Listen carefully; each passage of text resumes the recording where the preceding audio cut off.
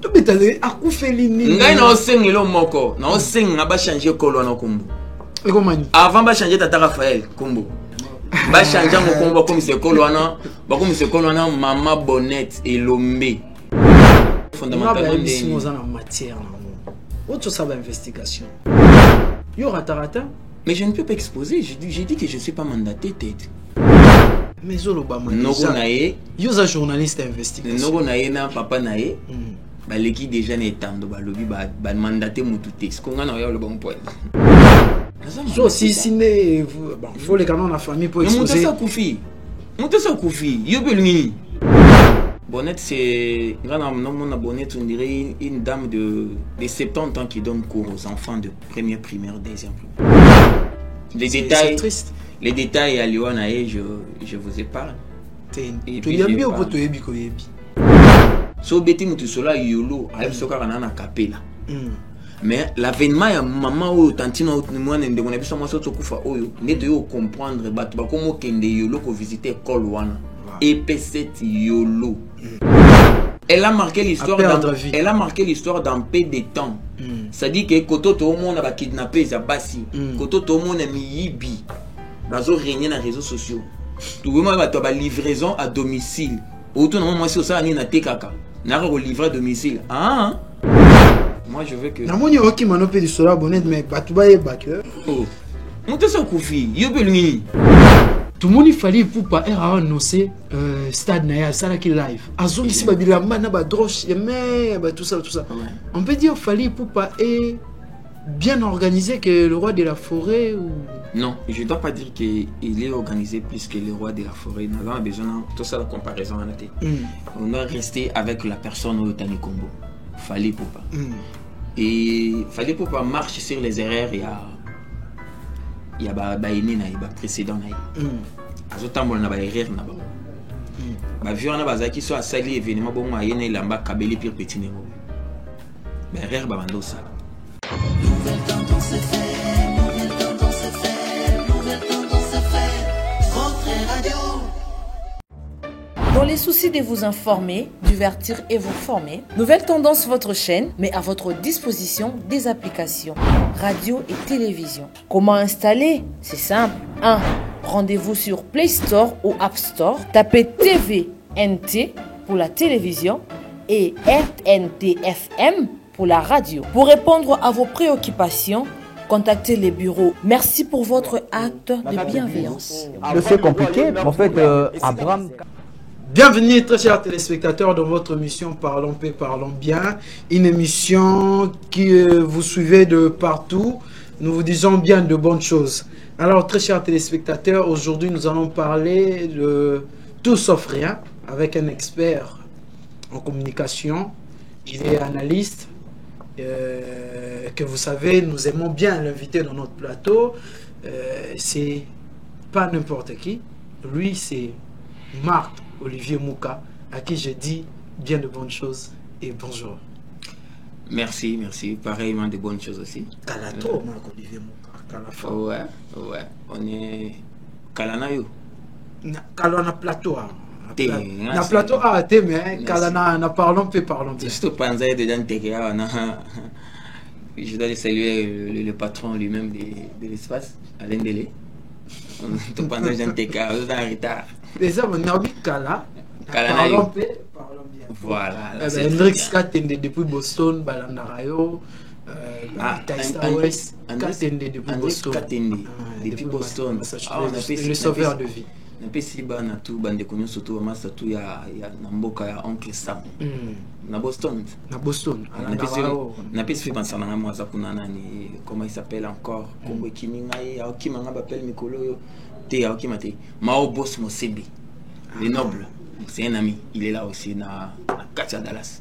Voilà, vous nous suivez de partout. Je ne cesse de vous rappeler que cette émission, si vous aimez l'image, le décor, nous disons merci à Jordan Panzou qui est à la réalisation et à l'assistance. Nous disons aussi merci à Monsieur Paul Polo, que j'aime bien l'appeler. Et merci à notre caméra-woman qui est au four. On est entre les 2 et 3 caméras.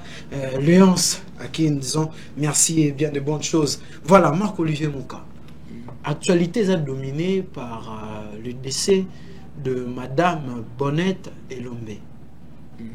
Une dame enseignante moi elengina ko tangisa bana bande ko kima pena classe mingete classe mingete pour ba bike ba yo kuta esengo joie nyonso oyo ba kenda ko kuta kuna mais azali susuti de part na ye ya rolongwa na mukili na biso esali ndengeni. Oui, c'est un décès qui choque. C'est un décès qui dérange.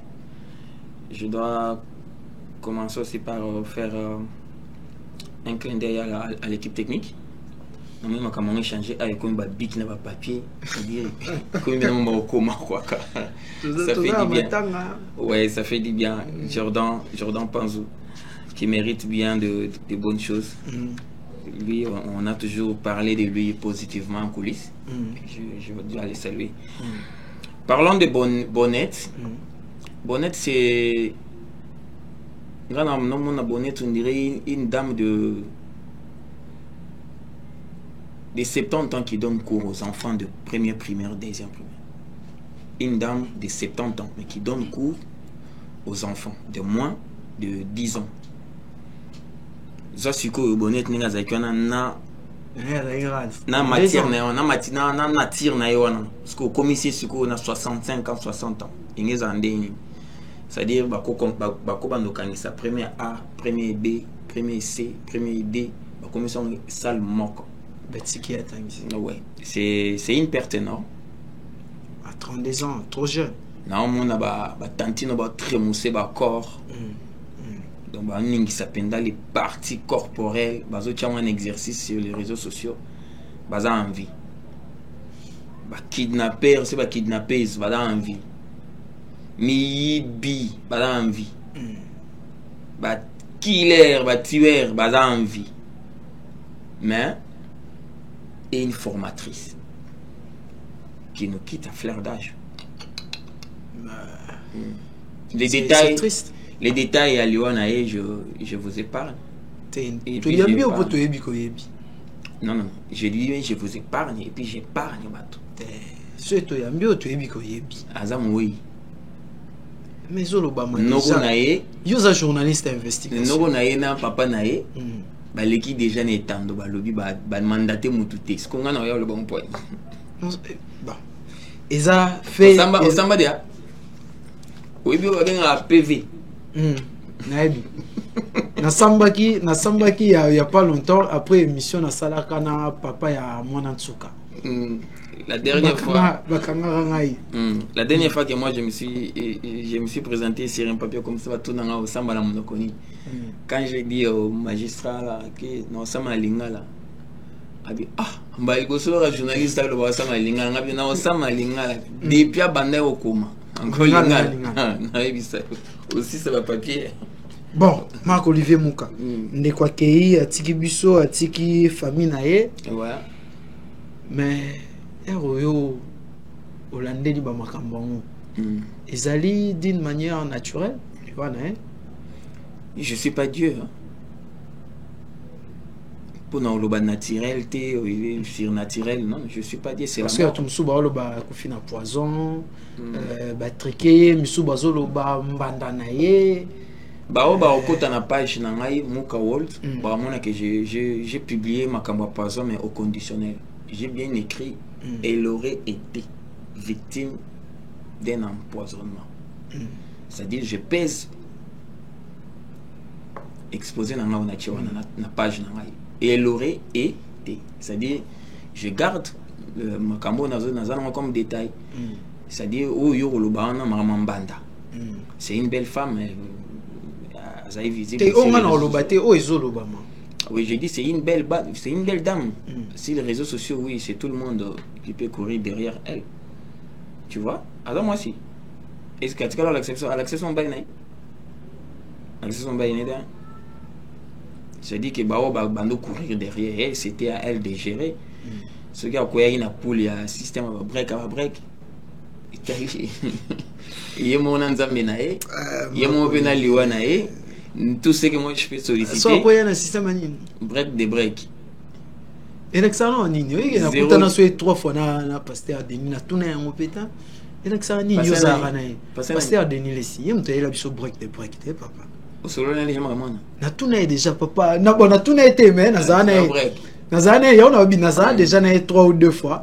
Oyebi, mais na comprendre à té, na tourné, on va break des breaks, on a.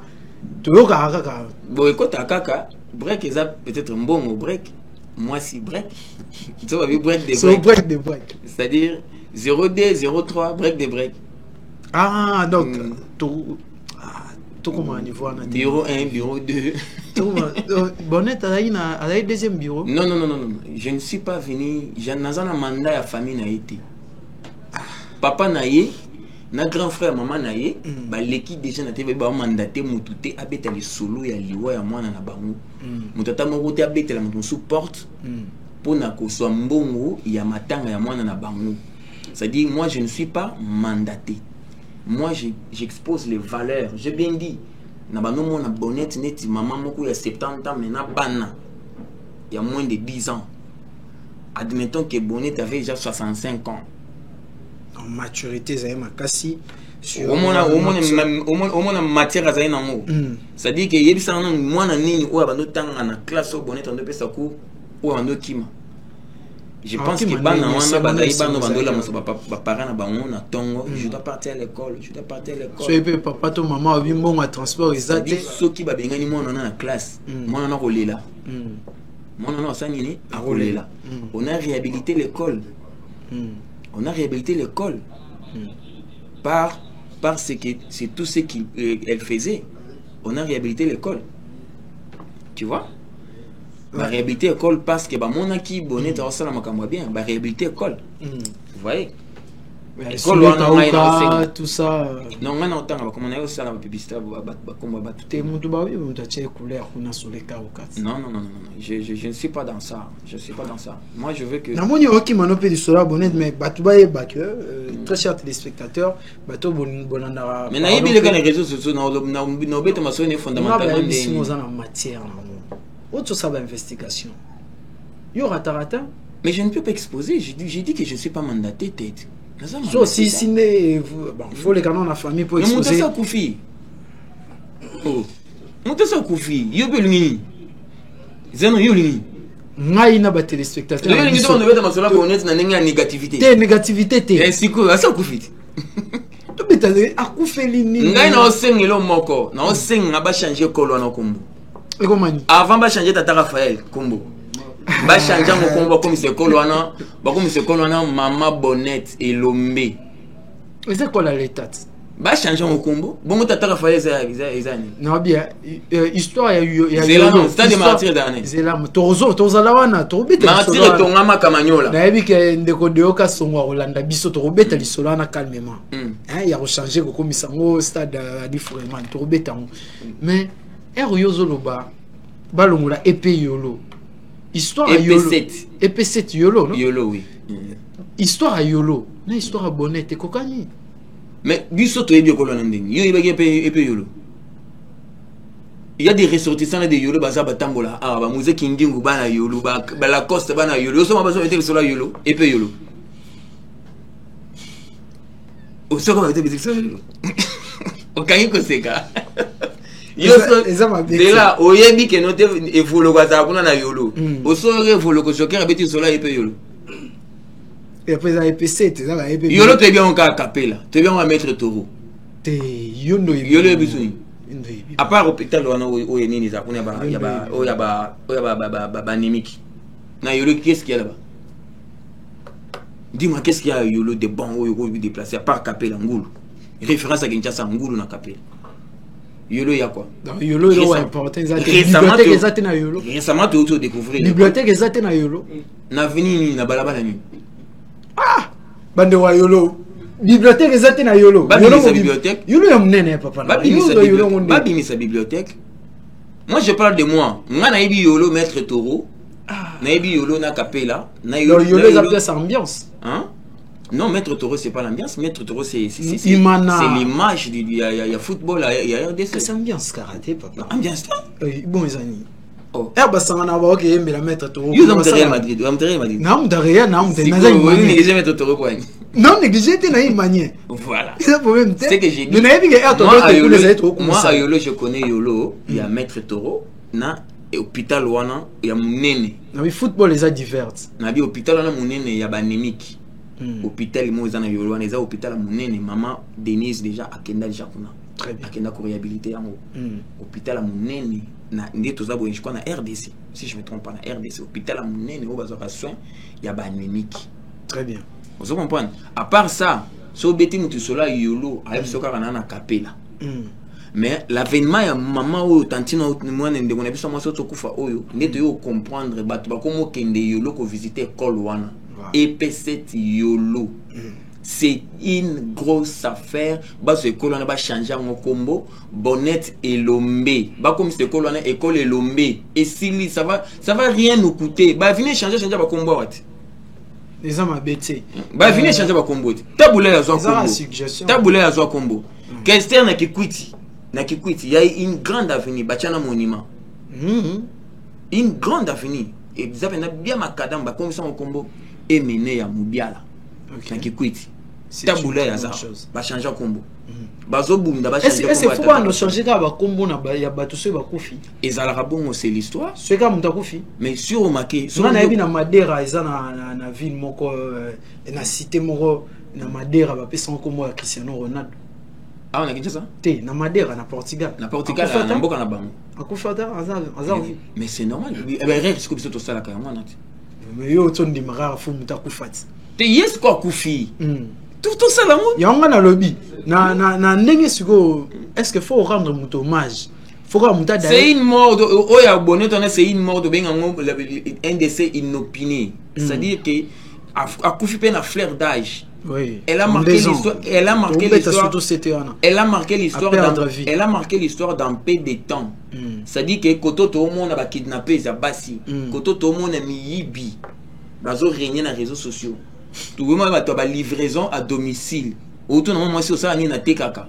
Na ko livrer à domicile. Ah. Bilamba. Au tekaka. Na tekaka tonton na tekaka au tekaka et ça va. Nous avons yo zo kansama mususu ya zo yebiso mangu ba montre pour basi ba teka mingi babilo wana mingi o yebise pe yaka ayeye moko sans colis na maboko oh ayo teka ayo livrer nini voilà ce que bato bongo baza en vie bazo tambola mais regarde a livrané lo teka pa na bengi livraison ya wanga na ozela pizza to la ozela chemise moko boy comment livraison de mise Marc Olivier on évolue. J'ai ma liberté de penser qui est garantie par la Constitution de la République. Jordan Panzou, je vais na olinga mingi au balancer pe ba image au Nazaraki na soirée de gala. Il y a au Divo organisaki monsieur de Okasongo on a Pessimbo Tebele place Azali. Merci pour l'invitation, merci Andris Katende ainsi qu'à madame Naomi pour l'invitation Pesaki Bisso. Mais wana Mike Tyson ayaki alobi aza congolais asali test ADN moko boye abimi aza congolais na ndenge alobaki aza congolais akomi alobi ayebeka Mobutu Mobutu wana matagi tout ça ba image on a sur Jordan Panzo Alexandro alobi aza congolais en fait Borozani était passé par la musique en bêta air pendant le anglais mais non expliqué ndenge ezaki abia za congolais a sala test ADN depuis kala mais ando zira bon moment pour ya na Congo visite ya Tyson na Congo to banana une question pour na yo étant congolais jeune et apporter le nid étant congolais jeune puis au commission jeune na réfléchir sur quoi on réfléchit visite wana et même une visibilité na Congo bah opportunité dans na Congo pendant toutes ces gloires lui Tyson toutes ces gloires est-ce qu'il parlait du Congo à ça non ADNT non est-ce qu'il parlait de la RDC pendant ces gloires lui je dois prendre aussi plus loin je dois prendre comment il s'appelle encore Jean-Claude Van Damme pendant qu'on regardait ces films ici kickboxing full contact double impact. Je connais bien les films de Jean-Claude Van Damme. Est-ce qu'il parlait du Congo? Mais Jean-Claude Van Damme, Pourquoi quand ils sont maintenant... Non. Pourquoi quand ils sont maintenant là, ils font rien? Ils passent in aperçu là ou na Hollywood. Ils doivent nous parler de ça. Le côtier. Non. Ils avaient une visite officielle. Écoute, n'état pour te comélie, peut-être, on a rien à perdre. On n'a rien à perdre. Donc on doit laisser mental libre, penser libre. La constitution autorisant la République démocratique du Congo, l'article 22, ils ont garanti la liberté de penser, liberté d'expression. Non, fingate. Vous comprenez? Non, fingate. J'ai dit ceci. Moi, je n'ai rien à perdre. Je n'ai rien à perdre. Toutes ces célébrités-là. Jean-Claude Van Damme est venu ici, il a payé ses passeports diplomatiques rouges. À quel nom? À ça, non. Na batuto bazo passeport awa na moto na betela maboko c'est Gims parce que Gims quand il joue il parle de la guerre. Gims quand il joue à tel moment na mukia expliquer moi mukia en plein concert. Gims est ambassadeur à Fonaref, c'est normal. Ambassadeur à Fonaref té. Gims a un passeport, non? Ndenge Kofi azana nango. Ah fona tuna ndeko tien tumba mutara la moi. Ndenge Kofi azana nango. Hein? Ndenge Kofi azana ngo Kofi autobeta concert awa silisaki awa yo ka Kofi abeti solo Congo am concert ne ti abeta ngote hein ata na poche na bimisa abeta ngote Kofi abeta drapeau mukebo na poche na ye ya pantalon bimisaki ngo c'est différent avec Wera ensemble mais voilà to okota wana je ne parle pas de Wera je te parle de Gims. Gims quand il joue il parle à un garçon un petit gamin il lui dit l'enfant de ton âge chez moi il dit chez moi il n'a pas de jouer, il n'a pas ces moments de détente. Gims qui parle en plein concert. Mais presque la matière où tu as. Vous voyez un peu ça? Tous on a visité à Tyson. Moi, ça me dit rien. Ça me dit rien. Il y a un cop à moi, ça une cop naïe, mais mis en place, mais mis en place, bon, valider. Idée oyo, ezo tungi sapé moi côté sportif na biso. Il y a Kolongola, Stade Tata Raphaël, coupé son combo ya Ali et Foreman. Il doit y avoir un je suis d'accord. Historique par rapport. Je suis d'accord, va changer en combo. Ça doit parler de Mobutu.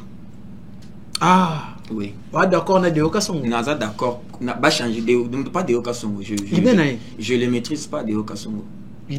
Non, mais je ne maîtrise pas les messieurs. Oui, bien été. Parce que je ne les maîtrise pas.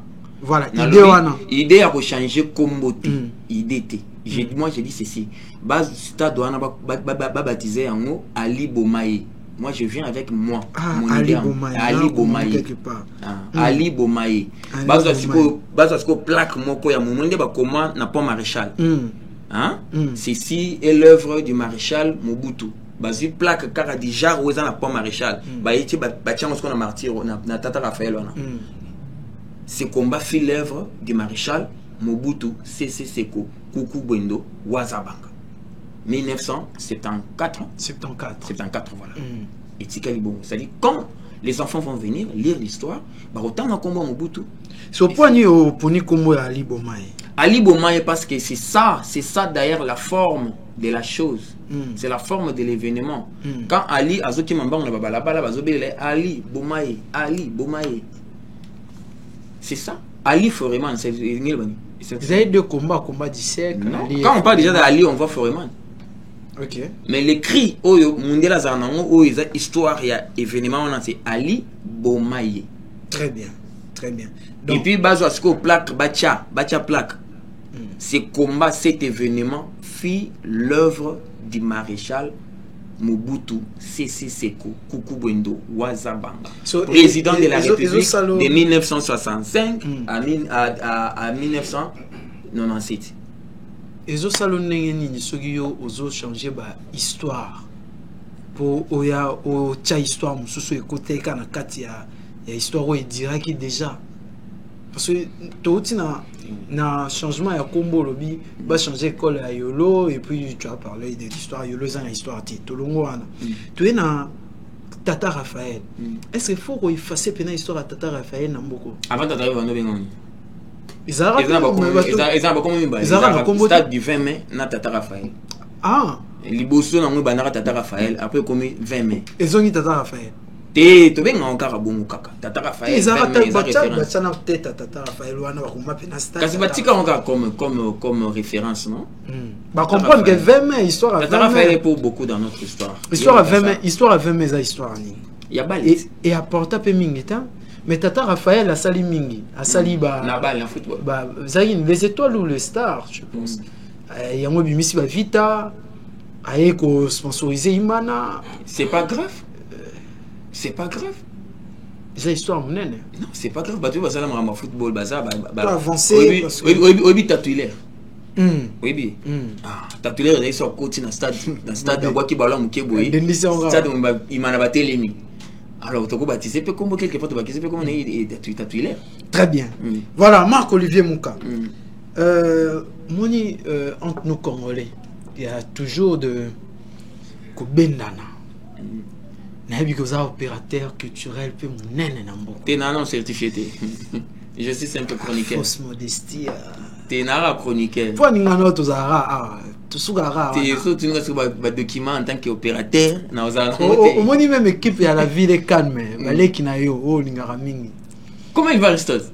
Toza na émission kokena biso mokote eza émission ya la na luka yo fort Aristote eza émission ya la lekete kokena ko bongote même équipe à la ville calme ce va tali émission équipe mobimba la ville est calme coordonnateur Alain Dele les dimanches d'ailleurs j'étais bien en short à la ville est calme. Voilà bon continuer déjà na boyebi que to beta moi c'est comme na chaque dimanche na daka na posta la bon continuer ko lata la ville est calme mais ceux qui meza na mboka bo teka pena image la ville est calme nous avons une idée moko boye au Marc Olivier pour le bagi to continuer ko tanga yango ce balanye miso bara mais tout noir toujours modeste tout ça tout ça fausse modestie on a on a ngale ka parlons bien aux opérateurs culturels papa nangai combien de nous les obétissi na ba matadi j'accepte bon j'encaisse tu es signal d'électrique encaissé voilà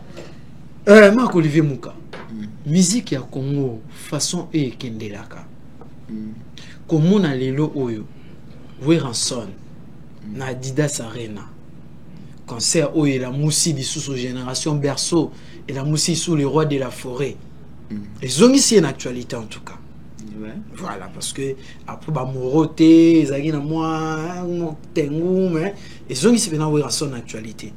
Tout le monde a vu ensemble Koleka, Koyemba, mais Kotanga Kaka, ba mission Bakufa, quelques Kouloutunaye, et puis il y a des jeunes.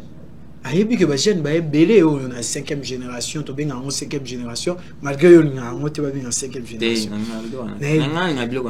bon ba jeune o ba na sima ya ba Weranson na ba Koffi Olomide donc dans Fali Poupa Ferregola Héritier Watanabe Fabrega je cite Inosbi atangi bangote atangi na concert wana kaka Fali Poupa na Héritier Watanabe. Et puis à tenir les sous à propos ya Roloba toningana to saisa na bana botosi yo za munda communication façon où on a communiquer na public na wana mais tu es solo tozo kende wapi na tozo nga lisusu na guerre o ezaki ya batu ya bagolois na ba wengemen je crois que je suis sur un projet avec Alain Dele photo chat tableau. C'est bientôt chat tableau. Les didactiles. Tout chat tableau avec Jordan on a discuté d'ailleurs. On a réfléchi. Ils ont digital.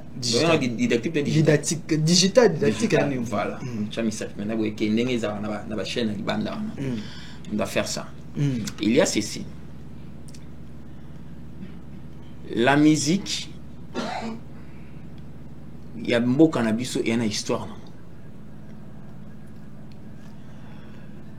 Il y a des gens où il faut pas mettre ma solo, il y a musique. Parce qu'ils étaient là comme témoins oculaires. Mais par pauvreté mentale, morale, spirituelle et psychologique, ils ont opté de vivre hors les solos et la musique. Batengami na bango. C'est là où tu vois Wera est en train de souffrir, JB est en train de souffrir. C'est par pauvreté. Pauvreté mentale. Comment? Pauvreté mentale. Nazo comment? Spirituelle. Morale. Mental, spirituel. Morale. Moral. Psychologique. Psychologique. Combien de mots? 5. 5. Pauvreté mentale, morale, spirituelle et psychologique. Dans l'ensemble, par manque d'éducation. Donc, de où base. manque d'éducation de base. C'est-à-dire bateau bakola na ba botité. Baza na musique. Bateau bakola na ba botité. Bangwana nde baza ba pauvre mental, moral, psychologique, spirituel. Parce que ce kola na moboti aola kiso nzela ekodim. Wama mutu ala kiso ekodim. So kola na moboti aola kisayo éducation. Aoyebi so oyo yaya oyo leki. Ok. Oyo ndeko na yo. Aoyebi so to cousin na yo. Oyo ndeko c'est ton frère. Wana C'est pa ta biso ba sœur. bantu. Chez les Cousins à la Bantous. raté. Cousin à la raté. C'est-à-dire vous avez mutué nanda konabino, bazo ibisabino que c'est votre frère. Et s'il baso qui ne wana, ba personne va détailler. Azamwana ya té, c'est votre frère. Bobandi Un clin d'œil à mon papa Charles Tulumokate. voilà. Parce que bato baza ba bénéficier makambo wana té. Mais bazo qui occasion ko vanda pembeni ya ba wera na ba JB en tant que des chroniqueurs. Ya ngonde ba permettre ce que JB na wera ba souffrir les lots. Na histoire na bango. Ah mais biso to considère bango lelo congolais a considéré Parce que tu es conscient comme grand. Parce que tu as l'éducation. C'est parce que tu as l'éducation que tu considères JB, ouais, c'est parce que tu as l'éducation. Si tu considères Koffi Olomide, c'est parce que tu as l'éducation de base. Sans éducation, on considère. Au considérer, c'est ça. Nous avons trois catégories de gens. Le lot, toi, on a 3 catégories de gens. Nous avons un grand journaliste, nous avons un communicateur et nous avons un analyste. Très bien. Nabandeli. Aujourd'hui, là, il y a un grand journaliste, un analyste, un communicateur. Donc, dans la politique, ou bien dans la culture, on est surtout Basenzi. Je pèse mes mots. Marc Olivier. Est-ce que Nathan ni combat mutu? Musenzi zanani. Oui, Musenzi c'était. Ngana yebi, na autant pesa définition na okala militaire. Ngana yebi. Na pesa définition na ngato ndeni. Loba na yebi, Musenzi pona nga. Yana lingala. Yana lisenzi. Yana lingana lingala. Musenzi pona nga. Ezali mutoyo azana mayele tete. Non. Eza muto a rosa ni mayele. Bref, imbécile. Le français. Bon, yoka. Musenzi. Eza mutu oyo na société a rosa la tanga na e. Aza pe responsable, marié. Aza ne pe mayele. Atanga vena si sa ba chi ba nyoso licencié. Ezaka Musenzi ezaka pauvreté. Musenzi ezaka zobate. Musenzi aza mutu oyo akokaka ko vivre na société te. Na batu. Voilà, je peux maintenant réfléchir au mémoire. Voilà. J'ai parlé d'un pauvre mental, voilà. Moral, spirituel et psychologique. Il y a un Musenzi. Malingala. Si vous y a un de na ba journaliste, na ba analyste, bazami ça tous les loups bazo ma société na est-ce que tout rôle on la journaliste était côté non? Mais bazami ça grand journaliste, grand journaliste. Ah ba grand journaliste, oh comme ça ba grand journaliste. Na évidemment ba mi comme ça to ba comme ça bon. Faut nia sa mo Marc Olivier Muka. To me la mai, faut to comme na suka to ba mai.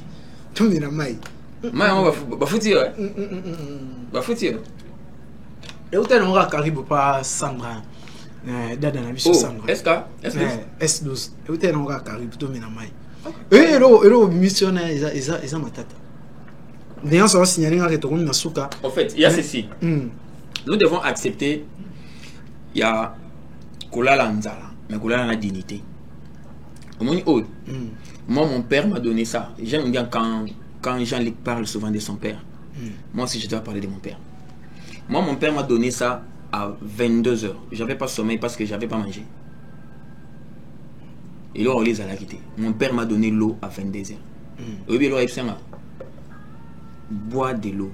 Tu te rendant compte, tu vas dormir.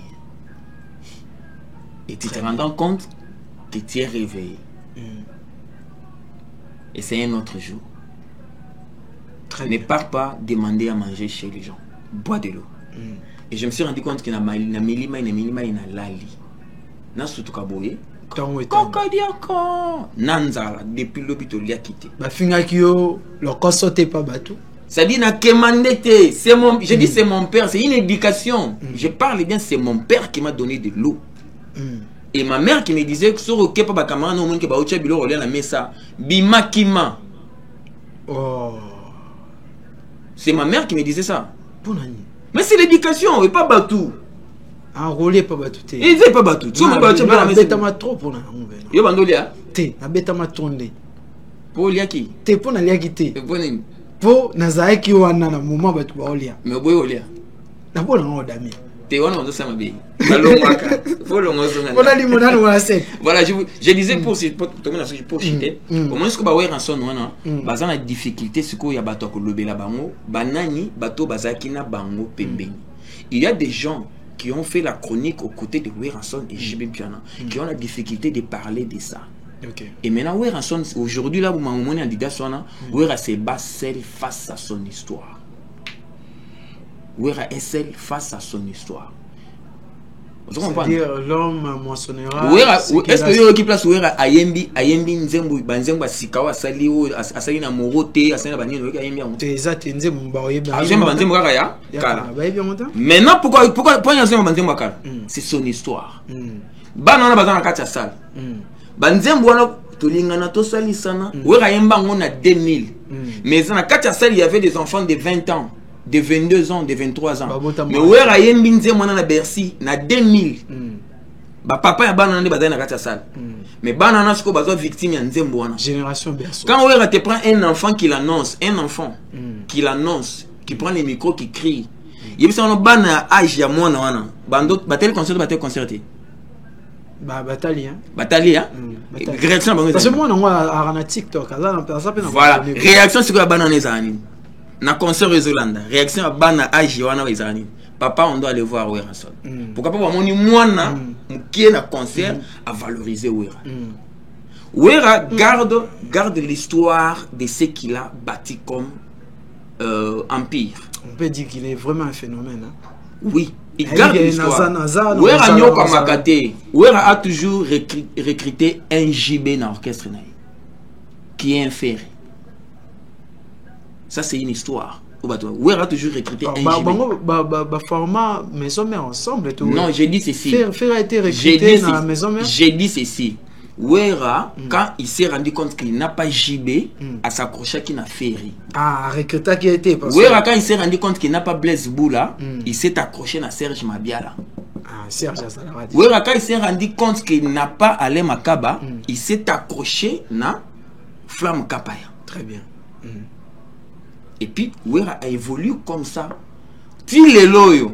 Wera a recruté un Ferré, a recruté un Bill Clinton, a recruté un Alain Makaba. Récemment, Wera a été Ozalana, soliste APC Combo Makaba. Oui, Atika musique profane. Voilà, c'est pour voir que Moutouaza a objectif. Wera a objectif, il est là, il est assis là. Pour ton information, tu te rappelles, musicien Mokoya Azaï pas héritier. Comme on a eu Mishka. Ngando. Oui, comment Wera appelle ça? C'est le boom. C'est le boom. Point. Non, tout ça, on a la zamba. Voilà. Voilà. Héritier Outana maison mère Kenanae. Donc Wera est dans ce qu'il a bâti comme empire, il est dans le format qu'il a bâti. Wera ça la physique et abilité à recruter son. Donc on peut dire ou confirmer bah propos na le baké Weranson à vivre sur Wenge. Wera sa vie c'est Wenge. Okay. Sa musique c'est Wenge. 4x4 na Bandeli. Quand il s'est rendu compte qu'il n'avait pas JB na s'accrocher na Ferry. Il s'est accroché na Ferry. Quand il s'est rendu compte que plus tard là-bas, il n'y a pas un Blaise Boula à s'accrocher à Serge Mabiala. Très bien. Quand il s'est rendu compte que Simanaye, Titina Zaki, à s'accrocher à Kakol, il est l'eau. Il faut regarder bien où il y a une communion parfaite avec ses musiciens. Il est là, il connaît ses musiciens, les musiciens, quand il tourne comme ça, là, il parle à Kakol. Avant le mouvement de tout Kakol, c'est ce que nous devons faire dans la vie, c'est un exemple. Maintenant, Ouera souffre de la communication. Qui doit nous parler de Ouera? Grand journaliste, chroniqueur, analyste, pauvre mental, pauvre moral. Bazana ma solo ya Ouera. Mais pas le bango. Et là, ça se trouve pas, c'est ça que ata bolobeli Ouera, ata bokomeli Ouera, bolobeli okomi ba livre. Et puis et là au moment où on a rappelé au Marc Olivier Mouka. Déjà et puis il y a un roaming. Zande konanga ninga roaming. Au-delà, Babylone, on a vu ça là. Babylone, on a vu ça, non? Jordan témoin. Tu es vraiment un frère, grand frère. Biso déjà, tous les gars, étape, si vous voyez, parce que tu as vu, il y a ça. Ouais. Je je pense pas qu'il y a un plateau. Parce qu'il y a un plateau, mais la zone, ça, élément. Tu vas dans le Obetenga du solo, tu vas au Betabillard, je pense. Obetenga du solo, Koutana de la forêt. Au Tounier, et l'ambo là, tu as la double zénith, ça. Ouais. Je me rappelle. Obetara, ça a une émission. Au Tounier, l'ambo là, tu as la double zénith, ça. Bilambo, voilà la période, tu as stade de Martyr. Tout le monde a fallu pour pas tout souka. Pardon. Pour Jordan pense déjà signalé. Voilà. N'a pas courant la bus. Parlons pas des stades de Fali. Hein? Parlons du. On doit parler de. T'es tombé à stade de Yafalissima. Tout le monde il fallait pour pas annoncer stade Naya ça qui live. Azou ici babila mana ba droche mais tout ça. On peut dire fallait pour pas est bien organisé que le roi de la forêt ou. Non, je ne dois pas dire qu'il est organisé plus que le roi de la forêt. Nous avons besoin de tout ça, la comparaison. On doit rester avec la personne au Tanikombo. Fallait pour pas. Et Fallait pour pas marche sur les erreurs. Il y a des précédents. Il y a des erreurs. Il y a des erreurs qui sont à sali événement. Il y a des erreurs qui sont à sali événement. Oui, à tourner clip. Après clip, moi, je suis parti faire une enquête dans Ndako ya King Kester. Après sa mort. Ndako a tiqué la maman na Bandal. Il y a mamie mutakomana, il y a mamie mubia la sa sœur. Bala qui s'est un portrait mauvais à nanani. Abi pour ni on a comme on a blouson comme on a comment on dit Kasamoto té blouson ils avaient pas José de Londres King Kester a Kabela mo José de Londres ils ont un mot album album comme on a ekoya Van Dutch té il a courir mon robot blouson a courir je crois ba diamant boui ba diamant mais ba ça la portrait nango ba tchana ndako ti le ezalaka. Mais blouson et que non pas na tuna siko ba pièce est que zali na ndako ya King Kester kuna na météo grande sœur ya King Kester me dira ceci blouson oyo akabela kango José de Londres et ça est pas José de Londres donc José de Londres en Europe sera zo kanga sera za na blouson wana akanga photo atinde la biso ngote tu vois maintenant biloko mais là quand Fali pour eras papier ça gaza na kin abi ka OK poto akaba bilamba quand Fali expose les habits comme ça et ça ba erreur oyo ba né na yeba salaki maintenant c'est l'histoire que Fali a fait. C'est moi j'encourage moni une fois na mona on a boulomba mais Marco so c'est na solo là na de la forêt de la forêt il s'en a biloko ezali mais il faut réunir ezaza ndamu te ezali mais il faut à réunir alobana na ezali. Il faut réunir. Il faut son mère. C'est-à-dire, c'est les maman. Il y a Kabaraté. Je ne pense pas. Il y a des tenis, il y a des tenis sous. C'est vraiment un bon exemple. Robomba, Bilamba, Sotalagi Bilamba, on a l'attaqué. Bilamba, on a l'attaqué. Dida Sarena. Tu crois que c'est un blanc qui a fait ça? Je sais pas trop. Pour ton information, Weranson, à chaque grand événement, à Outana Bilamba Naki, il y a des musiciens balataka. Je parle au Bilamba, des musiciens balataka. À Outana Mokin et Tonga Maranakin. J'ai dit à Weranson, j'avais prévu ça comme message. Weranson, so Zongi Kin, faut honorer Caro Leader. C'est l'un des couturiers, ou Abandoza na Wera. C'est lui qui confectionnait bah Teningi. Il est Aouta Okufa. Donc Caro Leader. Donc il y a bêta Bilamba va double zénith Bilamba va double zénith. Tâche tout ça. Bilamba va double zénith et Tongama na Kin. Et Kenda Poto. Ba zénith tout. Bilamba et Outa na Kin. Zénith a souko balata ba kapoboui. Bilamba et Tongami awa na bandal. Ou un styliste, ou un modéliste permanent. Ok. Omoni Bilamba, omoni Lamba wana, ba jacket, ba gilet, ba misa balati, ezaki attaché na Ilamba ya Wera. Donc azo tambola, musicien soit au kata gilet na zolata, azo kata. Zomona d'abord comment l'artiste réfléchit. Je veux que quand Weranson revient au pays, qu'il aille rendre visite au cimetière place Wakunda Caro Leader. Caro Leader c'est quelqu'un qui a beaucoup fait. Caro Leader a tongi Bilamba pour na mama Olangi. Moni ba Bilambo mona ka mama Olangi en tambola en Afrique. Bazin riche. Bazin riche wana. C'est cet ami, c'est un jeune frère. Moi na Malueka. Ah ok. Moi na Malueka, yem tando tonga Bilamba wana. Caro Leader ando tonga Bilamba musuna autant na maison wana te. Mais batu bele ba kendo somba Bilamba kuna ba Bilamba ne utaka. Comment mbokoni Togo. Bilamba wana ba somba ba misia ba ferré ba Bilamba uta Togo. Te nazolo la maison on est na Kinshasa wa ba teka kabatis ba super wax ba chemise ba noko pena bien ba tubele ba kina osomba kuna ba ke Bilamba ba chemise uta kalibanda mboka mais tonga ma awa parmi bato ndo tonga ngo Caro Leader. Je parle de lui. Moi aussi abando la Bilamba ndo tonga yo comment na 3T. Oui, 3T c'est merci beaucoup Marc. C'est la marque noble. Placement de produits. Tonton Lou, je te salue. Nous disons si bien de bonnes choses à l'inspecteur Sylvain. Je pense que l'émission est sous à mettre au continuer. Tout est sous les solos à Stade de France. Nous avons vu Fali Poupa atteindre déjà 91%. Il y a des billets. Donc bientôt ça date dans Stade de France pour une première. Un musicien et Afrique francophone. Alors. Merci à toute l'équipe technique. Avant de cheater ou bien ça là, mot de la fin de l'émission, Marc-Olivier Mouka. En parole pour Nassi Sana conclure. Voilà, je dois dire ceci. La fin est bien. Je dois saluer Jordan. Merci pour le travail. Je dois dire que tout détenu doit bénéficier d'un traitement qui préserve sa vie.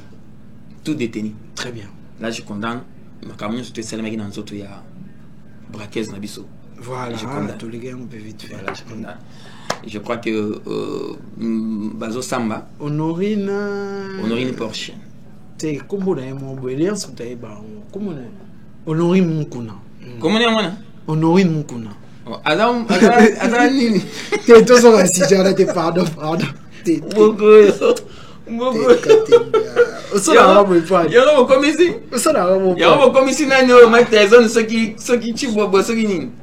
Voilà, je dois finir par saluer quelques amis au niveau des Brazzaville. Au niveau des Brazzaville, je dois saluer les DG Tino, Piro, Aya. Il y a une entreprise, il y a bien TSC Fret, on appelle ici Mbotea. Placement produit, il faut Jardin Panzo. Placement produit. TPG Mukobo depuis Brazzaville aussi. Je dois saluer le PDG Gaston Dabira depuis Brazzaville. Encore une fois, je dois aussi saluer le PDG Brinel, la Pointe Noire. Tout c'est de la part d'un ami à moi, Tino Piro, qui a été toujours le nôtre de Kinshasa. Je dois te saluer. Je dois saluer la diva. Léance, merci pour le travail. Je dois encore une fois saluer le travail bien fait d'Alain Dele. honorable, 2028, ça passe ou ça casse. 2028, ça passe ou ça casse. Merci à Jordan. Merci à GT1. Merci à Corneille que je n'ai pas vu maintenant là. Je dois saluer de loin Jean-Luc. Alain Galessin, qui sont là, Jean-Luc. Landaï Koutika eti. Donc déjà bouillé sur la 6e émission non Landa Jean-Luc. Et très évidemment. Merci à la réalisation. Je pense que ça n'est fini. Mais et surtout le roman, c'est très important, très chers téléspectateurs. Vous savez, la République démocratique du Congo est parmi les pays rares sur côté Mamotali justice. Mesdames et messieurs, Kalate Baotiko condamné Joseph Kabila Madaye sur le terrain. Est-ce que vous savez ce qui se passe en Guinée? En 2008, il y a un président militaire à côté de la Guinée, basé au pouvoir, mais 2007-2008. Et en 2009, fait 2010, va organiser l'élection. 2009,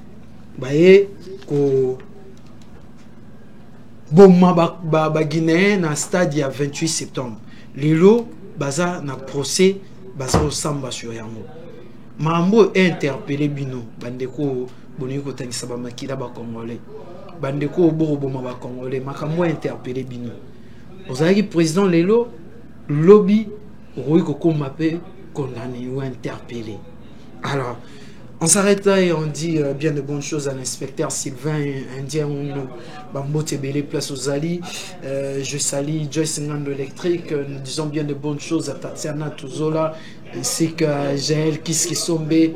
Je dis bien de bonnes choses à Yves de Rode. Madame Yves de Rode Bambo Tebele Place aux Ali. Merci à Léonce pour les travaux. Au Sali, au Bongisignon. Et tout le monde est content. Merci à Jordan Panzo, merci à Polo. Parlons peu, parlons bien, ça me finit. Bye bye. Merci Banakin, Bana monde entier. Maxi bien-être. Sougala café, le logo na mêlé logo mais le logo est amabé. Il y a bien pour na panne technique mais ko sale la on ndenga mabete, sale la on pour na maman. A célibataire to lingi bino ate so maka boma mokolo bala pourtant mzo ba produire en autre soute maxi bien-être yango yo lukango benga ndevonanga alendele ye mutu ayebi esika ko fournir yo autant que tu veux $35 ezebele na kati sobo melika moko de jour bien mais hémorroïdes banini tout ça bilia lia vanda musala banini et réparer yo système ya break et réparer le fonctionnement.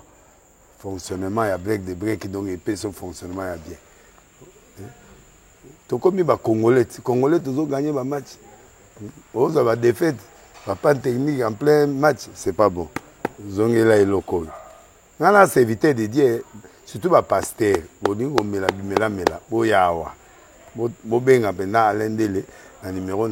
vous c'est important. Traitement poison anti-poison yango yo ne ba mususu meli yango avant kende obima o mela melango ça des jours ata bateli loko moi cuire mon corps c'est bon oyo pe anti-poison donc soko ata izana kati et longolango alendele mikolo som na bité mindele yango ba pese biloko ba udia po biloko yango bendeza ya solo mikolo ba tchaka poison ato la famille te ato za problème na mututé jalousie car do ba produit yango na anti-poison, oyope anti-poison. Donc, benga alendele à partir naïe aïmneni ouya ozwango. Nzamenanga pambola bino mi batela mboke comme biété. Batwa comme na jalousie oyo tozo comprendre de souté. Bana mike bazo kufa mikolo bazo kufa ba otiana bana bébé ba poisson. Donc toujours zala nanti na ndenga na nga ndako, c'est bon. Que Dieu vous bénisse.